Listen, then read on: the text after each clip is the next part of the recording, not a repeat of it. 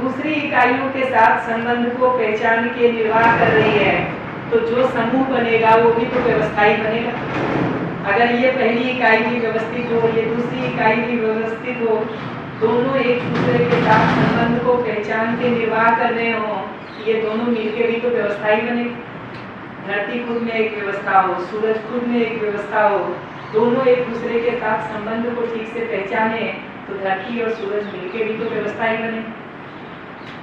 तो ये समझ में आता है कि एक एक इकाई अगर व्यवस्था है, दूसरी इकाई के साथ संबंध को ठीक ठीक पहचान करके निर्वाह कर रही है, तो पूरी प्रकृति में परस्पर पूरकता होना ही। परस्पर पूरकता का मतलब ही है एक दूसरे के साथ संबंध को ठीक ठीक पहचानना और उसका निर्वाह करना। तो पूरी प्रकृति चार अवस्थाओं के स्वरूप में जो परस्पर पूरकता दिखाई देती है, वो इसी सहअस्तित्व का एक्सप्रेशन है, इसी सहअस्तित्व का प्रकटन, इसी सहअस्तित्व की अभिव्यक्ति। ये सहअस्तित्व में जो साथ साथ होना है, खुद व्यवस्थित होना है, दूसरे के साथ संबंध को पहचानना निर्वाह करना है, वही आधार है इस पूरी प्रकृति की व्यवस्था का। उसी सहअस्तित्व को जब समाज की जगह पर देखते हैं तो सहअस्तित्व को समझना, सहअस्तित्व के अर्थ में अपने इच्छा विचार आशा को व्यवस्थित करना, ये समाधान का मतलब। तो समाधान का मतलब है सहअस्तित्व को समझना और अपनी इच्छा को, अपने विचार को सहअस्तित्व के अर्थ में व्यवस्थित कर लेना। तो अब हम सहअस्तित्व की ही इच्छा करते हैं, न कि संघर्ष और विरोध की। अब हम सहअस्तित्व का ही विचार करते हैं, न कि संघर्ष और विरोध का। ये समाधान।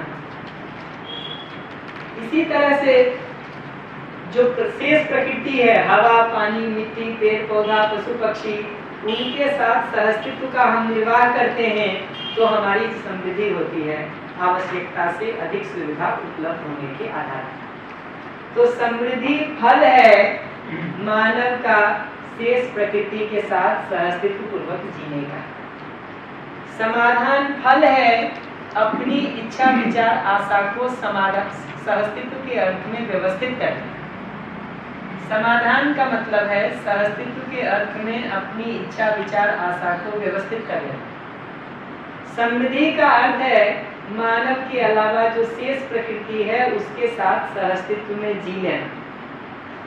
इसी तरह से मानव मानव संबंध में जब हम सहअस्तित्व का, परस्पर पूरकता का निर्वाह करते हैं तो अभय स्वाभाविक फल, अभय स्वाभाविक फल। और ये जो पूरी प्रकृति के साथ सहअस्तित्व की बात कर रहे हैं वो तो ये सहअस्तित्व है ही।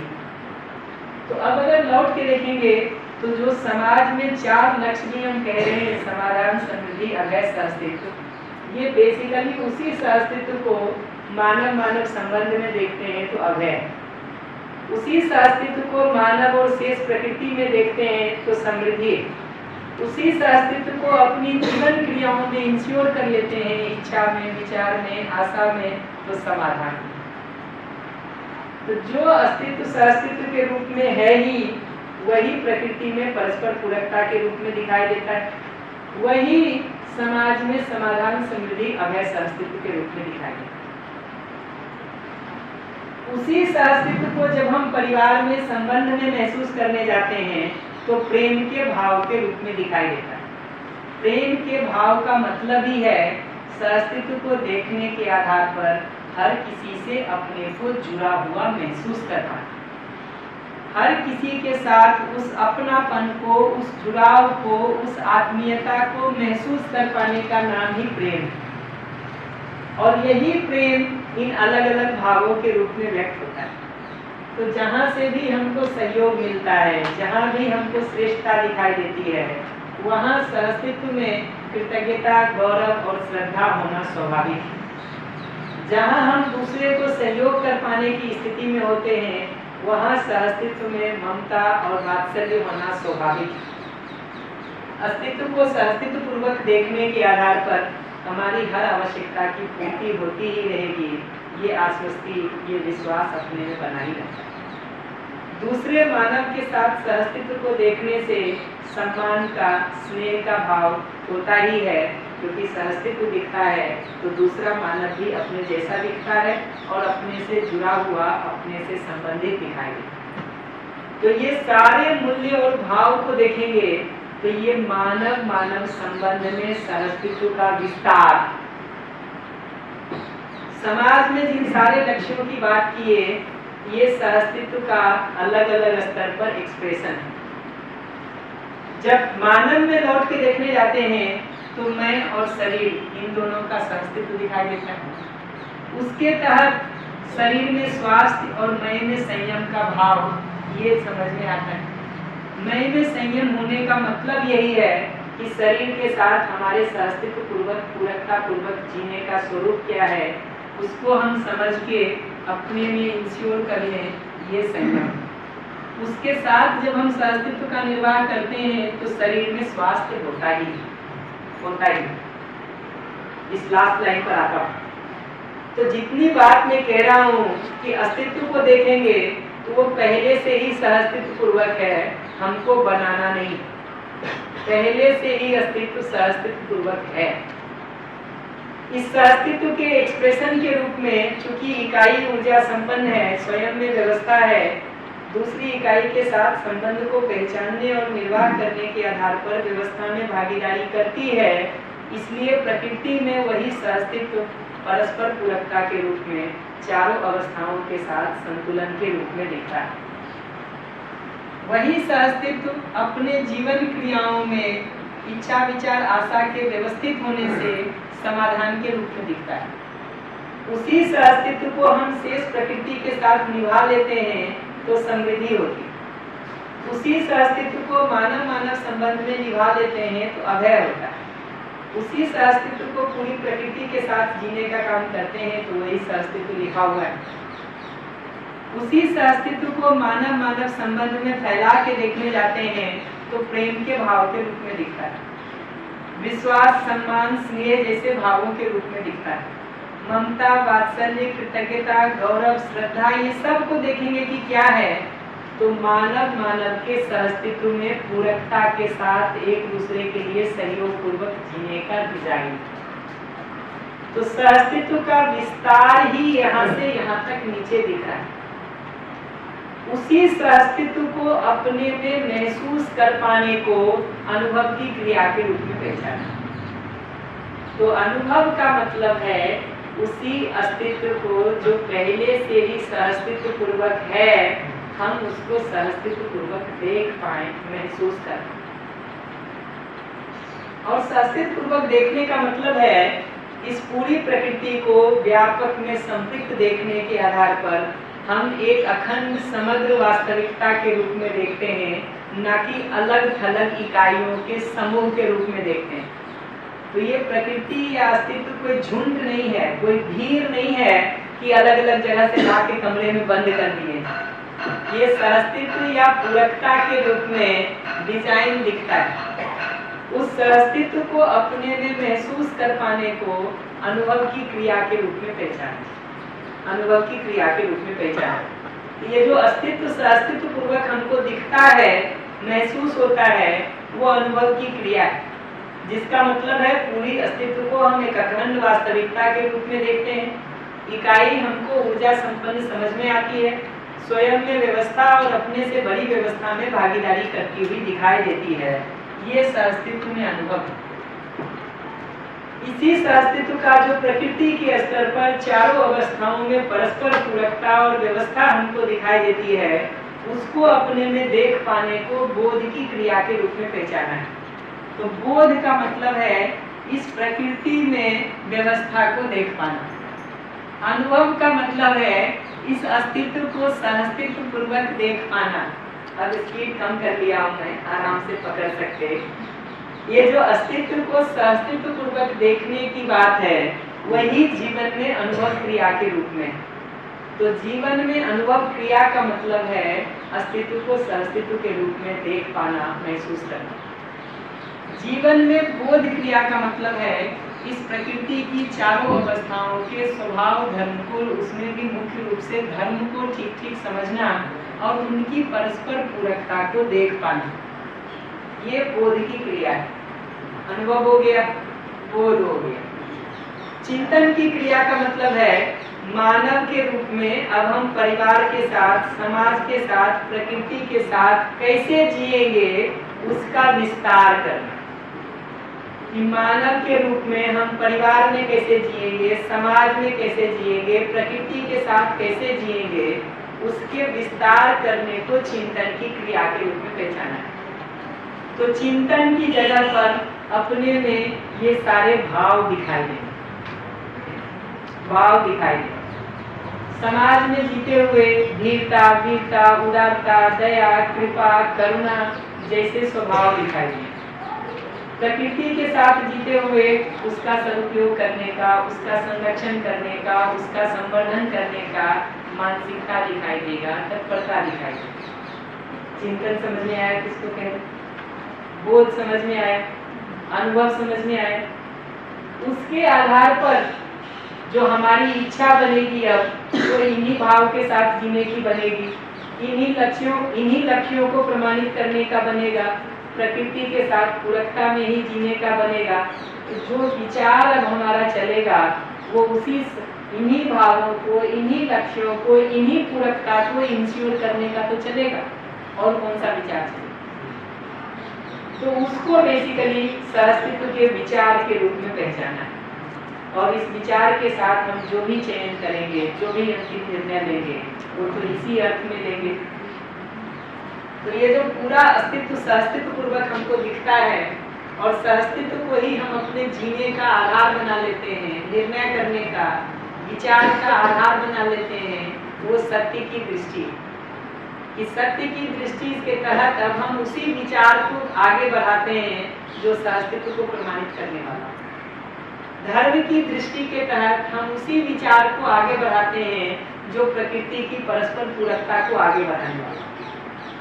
सत्य की दृष्टि के तहत हम उसी विचार को आगे बढ़ाने का काम करते हैं जो सहअस्तित्व को प्रमाणित करने वाला। धर्म की दृष्टि के तहत हम उसी विचार को आगे बढ़ाने का काम करते हैं जो प्रकृति की पूरकता के अर्थ में। न्याय की दृष्टि के तहत हम उसी विचार को आगे बढ़ाने का काम करते हैं जो विश्वास, सम्मान, स्नेह, प्रेम जैसे भावों को प्रमाणित करने का काम करता है। तो अब हमारी जो दृष्टि होती है वो न्याय, धर्म और सत्य के आधार पर होती है। उस न्याय, धर्म, सत्य की दृष्टि के साथ हम शरीर के स्वास्थ्य का भी ध्यान रखते हैं, वो हित की दृष्टि। न्याय, धर्म, सत्य की दृष्टि यहाँ है। धर्म की दृष्टि प्रकृति की जगह पर भी है, समाज की जगह पर भी है, परिवार की जगह से जो जीना है इसको न्याय की दृष्टि के रूप में पहचाना है। उसके साथ जो शरीर में स्वास्थ्य का भी हम ध्यान रखते हैं वो हित की दृष्टि, हित की दृष्टि। उसके साथ जो हमारी इंद्रियों को अच्छा भी लगे, आँख, कान, नाक, जीभ, मुंह को अच्छा भी लगे और शरीर के लिए स्वास्थ्यप्रद भी हो, उसको प्रिय की दृष्टि का है। तो प्रिय का मतलब है आँख, कान, नाक, जीभ, त्वचा इसको अच्छा भी लगता है। हित का मतलब है शरीर के स्वास्थ्य का हम ध्यान रखते हैं। तो सत्य की दृष्टि इसको समझने से आती है। धर्म की दृष्टि समाज और प्रकृति की व्यवस्था को समझने से आती है। न्याय की दृष्टि मानव मानव संबंध में, परिवार में व्यवस्था को समझने से आता है। हित का दृष्टि शरीर में स्वास्थ्य को समझने से, मन में संयम का भाव आने से आता है। प्रिय का दृष्टि इंद्रियों की अनुकूलता में हमको पहले से पता है कि क्या है, अगर उसको बहुत बिगाड़ ना ले तो ठीक ही रहता है। लाभ की दृष्टि का मतलब है ये जो सुविधा का उत्पादन हम यहाँ करने जाते हैं, उस सुविधा के उत्पादन को हम शरीर की आवश्यकता और समाज की उपयोगिता के आधार पर तय करके बनाते हैं। तो जो हमारे शरीर स्वास्थ्य के लिए उपयोगी है और जो समाज में जीने के लिए, शिक्षा के लिए, स्वास्थ्य के लिए, उत्पादन के लिए, विनिमय के लिए, न्याय के लिए जरूरी है, हम वही बनाते हैं। प्रोजेक्टर बनाए हैं, ये शरीर स्वास्थ्य के लिए तो नहीं चाहिए, शिक्षा के लिए चाहिए, शिक्षा के लिए चाहिए। तो समाज गति में भागीदारी के लिए या शरीर के स्वस्थ रहने के लिए हम वस्तुओं का निर्माण करने का काम करते हैं। इस रूप में हमारा उत्पादन संतुलित है। तो समेट करके देखेंगे तो जो बात दीदी पूछ रही थी कि सार क्या है इस फिलॉसफी का, मुख्य क्या है, कोर बात क्या है, अस्तित्व का सहअस्तित्व पूर्वक होना, ये इस फिलॉसफी का, इस दर्शन का कोर बात है। वही सहअस्तित्व नीचे फैलता है तो प्रकृति में, समाज में, परिवार में, मानव में अलग अलग व्यवस्था के स्वरूप के रूप में दिखाई देता है। तो टॉप व्यू से देखेंगे तो अस्तित्व का सहअस्तित्व पूर्वक होना कोर बात है जो नीचे फैला हुआ है। हम जो सेशन को शुरू करने का काम किए थे वो नीचे से एक एक स्टेप में मानव में व्यवस्था, परिवार में व्यवस्था, समाज में व्यवस्था, प्रकृति और अस्तित्व में व्यवस्था का काम समझने का काम किए। वो एक पहाड़ की चढ़ाई को चढ़ने का काम। चढ़ करके जब ऊपर से टॉप व्यू देखते हैं तो ये समझ में आता है कि सहअस्तित्व मूल बात है। उसी सहअस्तित्व का एक्सप्रेशन अलग अलग जगहों पे व्यवस्था और व्यवस्था में भागीदारी के रूप में दिखाई देता है। तो कोर आइडिया सहअस्तित्व को समझना और सहअस्तित्व पूर्वक जीना है। उस सहअस्तित्व को ही अपने में समझने को अनुभव की, बोध की, चिंतन की क्रिया के रूप में पहचाना। उसी सहअस्तित्व पूर्वक जीने को सहअस्तित्व का भाव, सहअस्तित्व का विचार, सहअस्तित्व की इच्छा, सहअस्तित्व की आशा ऐसा पहचाना है। और सहअस्तित्व के साथ जब हम बाहर जीते हैं तो हमारा व्यवहार सहअस्तित्व पूर्वक होता ही है, हमारा व्यवसाय सहअस्तित्व पूर्वक होता ही है, हमारी व्यवस्था में भागीदारी सहअस्तित्व पूर्वक होती है। कोर आइडिया जो है, अगर एक लाइन में पूछिएगा क्या है, तो अस्तित्व जो सहअस्तित्व पूर्वक है ही, प्रकृति जो व्यवस्था पूर्वक है ही, प्रकृति में बाकी इकाइयां जो व्यवस्था में ठीक ठीक भागीदारी कर ही रही हैं, मानव को उसको समझना है, उसके अर्थ में खुद व्यवस्थित होना है और फिर व्यवस्था में भागीदारी करना है। तो मैं फिर से रिपीट कर दे रहा हूँ, अस्तित्व जो सहअस्तित्व पूर्वक है ही, प्रकृति जो व्यवस्था पूर्वक है ही, प्रकृति में बाकी इकाइयां जो स्वयं में व्यवस्था और व्यवस्था में भागीदारी कर ही रही हैं, मानव को उसको समझना है, उसके आधार पर स्वयं व्यवस्थित होना है, फिर उसके आधार पर व्यवस्था में सार्थक भागीदारी करना। इतना ही करने का कुल काम है अस्तित्व में जो बचा हुआ है, बाकी सारा काम तो अस्तित्व में हो रखा है। दुर्भाग्य है कि आदमी इस व्यवस्था को समझने के बदले, खुद ठीक होने के बदले, खुद सार्थक भागीदारी करने के बदले बाकी सबको ठीक करने में लगा। तो जो जहाँ नहीं करना चाहिए वो सब जगह हाथ पैर मारने का काम कर रहे हैं और जहाँ है वहाँ नहीं कर रहे। वो उसी मुल्ला नसरुद्दीन की कथा की तरह है कि सुई जहाँ गिरी है तालाब किनारे वहाँ नहीं ढूंढेंगे, पूरा संसार ढूंढने का काम करेंगे। पूरी संसार के 50 चक्कर भी लगा लीजिए, अगर सुई तालाब के किनारे गिरी है तो ढूंढना तालाब के किनारे ही पड़ेगा। तो ये समझना जरूरी है कि अस्तित्व में बाकी सारा काम तो पहले से हो रखा है। अस्तित्व के सहअस्तित्व पूर्वक होने का, प्रकृति की बाकी अवस्थाओं के व्यवस्थित होने का, आदमी के भी होने का काम तो स्वाभाविक रूप से हो गया है। करने का काम आदमी के लिए इतना ही बचा है कि उस अस्तित्व को सहअस्तित्व पूर्वक देख ले, उस प्रकृति को व्यवस्था पूर्वक देख ले, उसमें अपनी भागीदारी को ठीक ठीक समझ ले, उस आधार पर अपने को व्यवस्थित कर ले और बाहर व्यवस्थित होकर जी ले। मैं मानता हूँ कि मैं की क्रिया का थोड़ा सेंस आपको बन गया होगा। पहले से अच्छा हो गया। पहले से अच्छा हो गया ना? अच्छा हो गया। इतना ही करना था, मुझे ध्यान में था कि कहाँ करना है उसको।